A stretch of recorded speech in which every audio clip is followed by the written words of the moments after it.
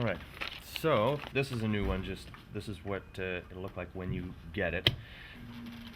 So we'll put the battery in. There we go.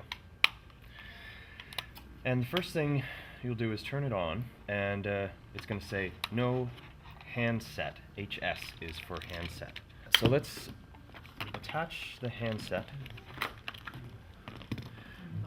Now, it's very important that you take care of these cables, because most of the problems that people have are at this end of the cable, which is just from use and poor handling, pulling on the cable here, it being bent,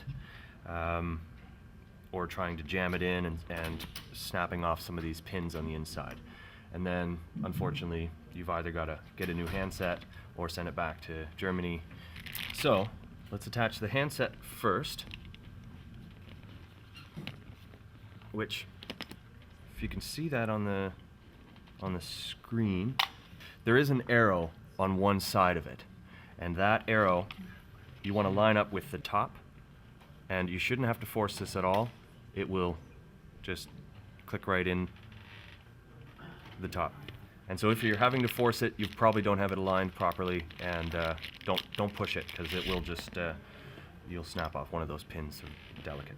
And then this one is easy because it's got a square bottom and a round top. There's only one way that can go in, and that is for the ground bar. Now, as you can see, after 2 minutes of non-activity, it will actually shut itself off. So that's one thing when you're looking for points. If you're not finding anything, one of the reasons might be that it's gone off. That's happened to me a few times. It's a bit I think of a pain. I think it's happened to everybody once. Getting frustrated, I can't find any points, and then it's been off for several minutes. So the other reason that you might not be finding points is the patient is not holding the ground bar, because you will not find anything if they're not holding the ground bar.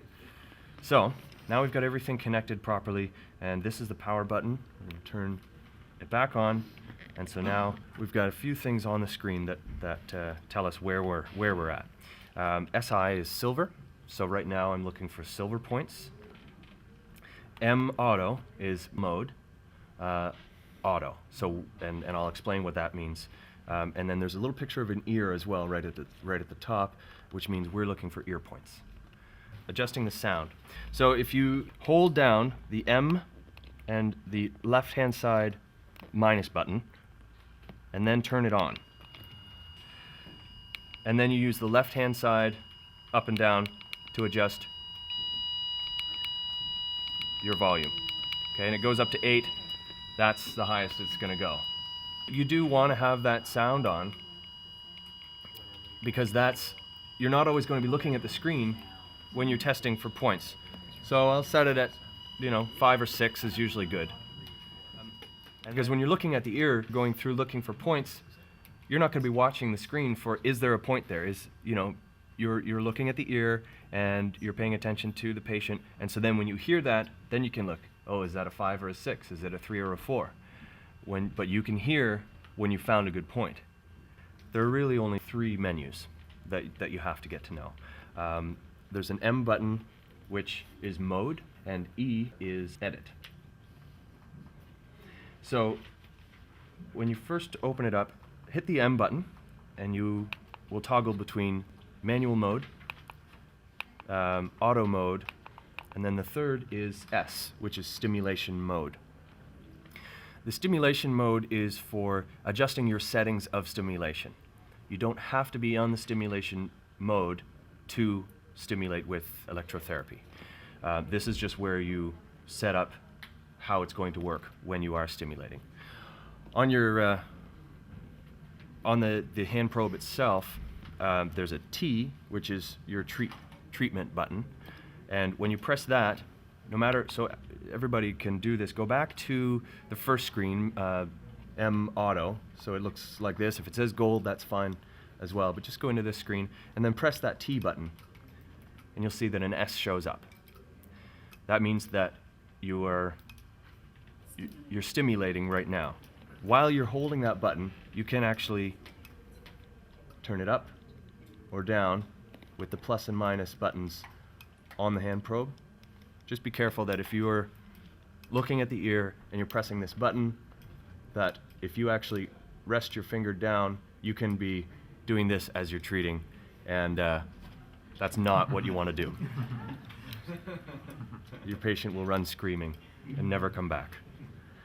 So before you treat somebody, especially treating a new patient who's never had electrotherapy before, you want to make sure that you start at a low level and work your way up, and children as well.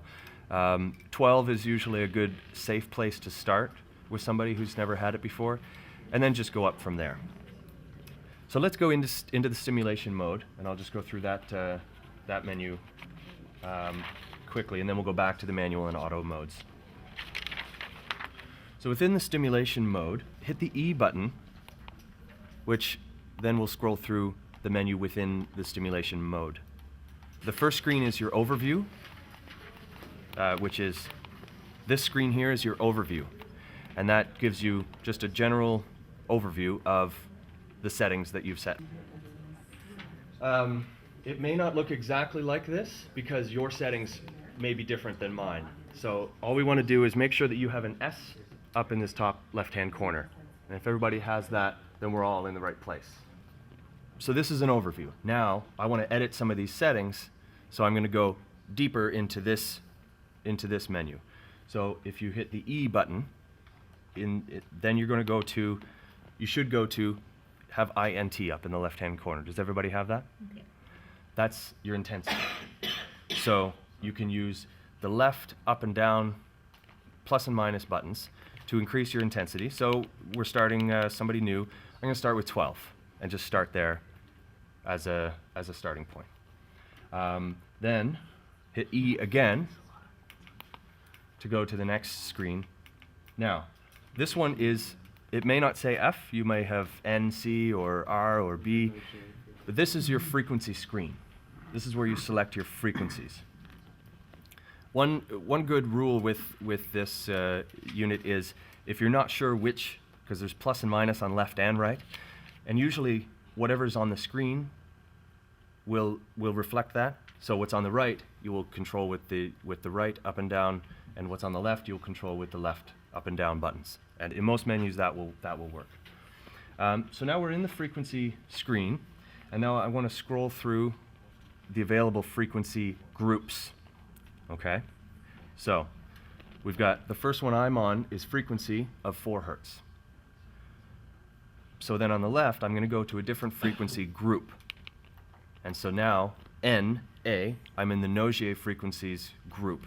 So within Nogier, we've got A, B, C, D, E, F, and G. And those are all specific frequencies. So within Nogier frequencies, we've got 2.3 Hertz on the right-hand side. It says NA on the left-hand side, but the left up and down button just scrolls through your groups, not through the specific frequencies. So I'm going to use the right-hand side to go B, C, D, E, F, and G, and back to A. Okay? But then my left up and down arrow will go to the next group of frequencies. So the next one, we've got the bar frequencies. Same thing. Right-hand side, you've got your specific frequency, and you can scroll through those frequencies. 1 to 7. And those specific frequencies are on your list as well. One more are the Renninger frequencies, 1 to 12. And those are also outlined and linked to specific meridians. And then up again, and I'm back to my 16 Hertz, my user frequency. So because it went off again, it's been inactive for a few minutes. So then when I turn it back on, it comes back to this main screen. And so if you get lost in the menus, just turn it off and turn it back on again, and you'll end up here. But just to go back there, we're in the stimulation overview, and then I'm going to go deeper into that menu, back to here's my frequency. That's where we left off. Okay? And that will just keep going around. And then I'm back to, when I hit the E button again, I'm back to my overview screen. So we've got intensity, we've got frequency, and then this is another one, which is the pulse width. and we just leave it at 80, and that's fine.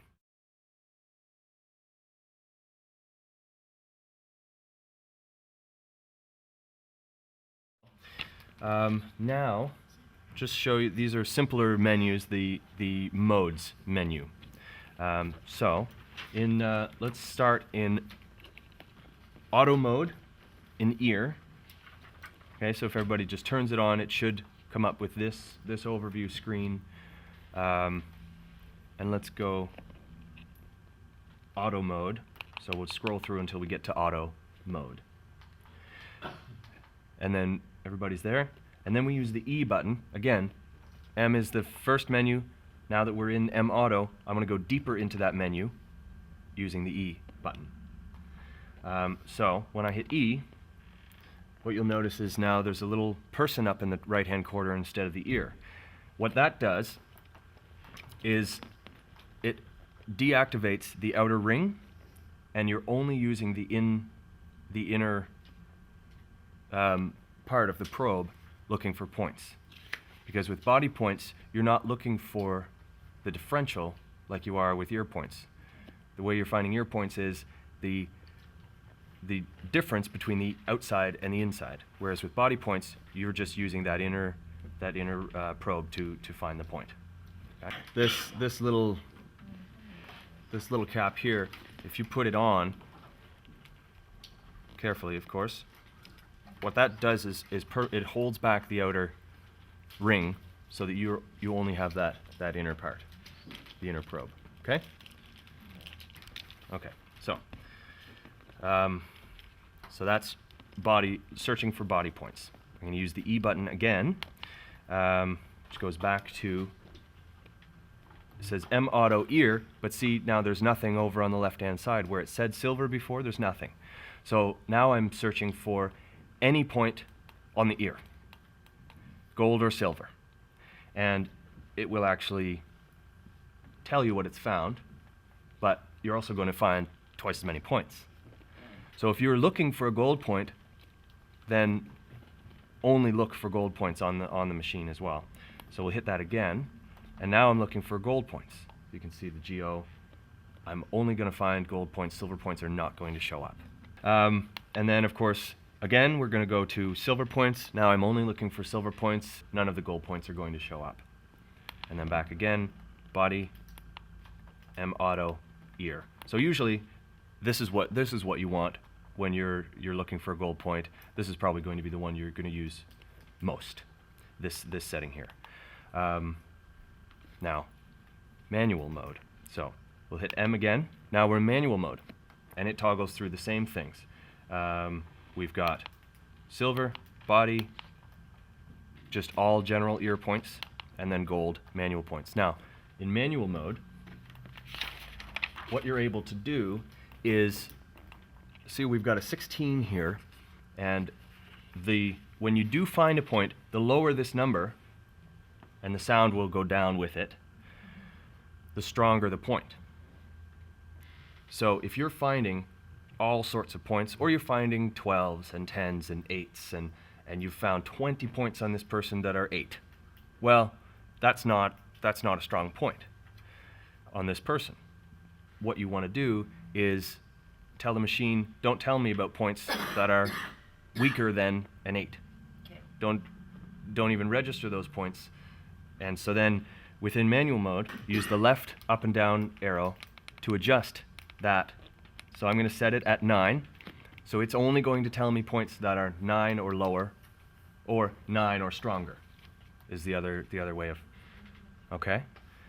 Now, we don't really use it that often because you can see the numbers on here, and if it's a problem, you know, if it's annoying you that you're finding all these points, you can do this.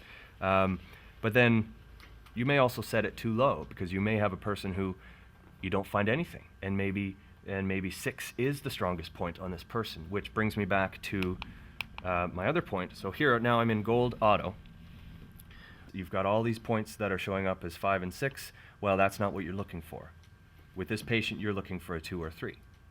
Or if you find all sorts of points on this patient that are, 10 or 12, maybe 4 is the strongest point. that you're going to find on this patient. So you're looking for the strongest point on this patient. Don't rely on the numbers to tell you what the strong point is. It's in relation to this patient. All you want to do is activate the springs, because what's happening is the outer ring is just a hair lower or further out than the inner probe. So all you want to do is ensure that the outer ring and the inner probe are both making contact with the skin.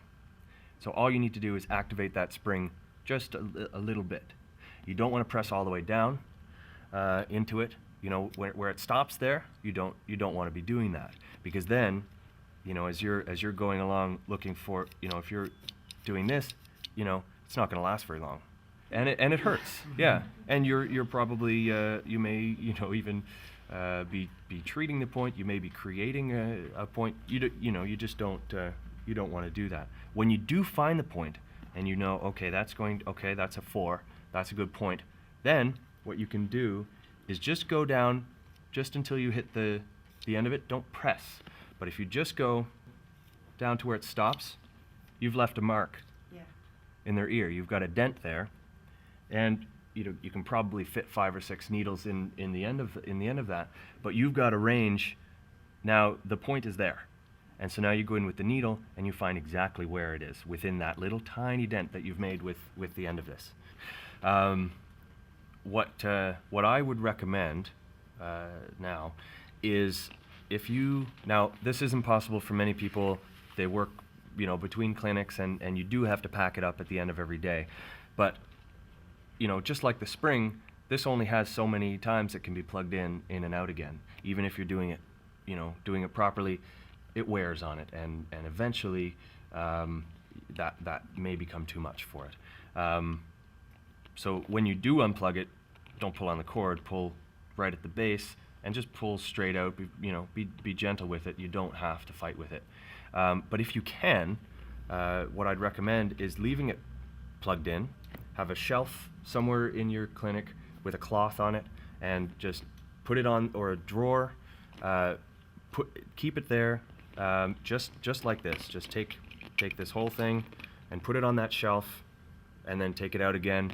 That way, you're not putting any undue strain on the cords, and you're not even trying to get it back in here. You know, you have to really bend the cords all around, and the more you do that, the more, you know, you're doing this to the cables, that's going to wear on it as well. The cable eventually will wear out. So that's what I would recommend, is putting it on a shelf or a drawer, and just leaving it all together. Now this one is a little more robust. You can see it's only 2 prongs, and they're quite thick. So if you want to unplug that one, you can. If you want to just leave it all together, that would be the best.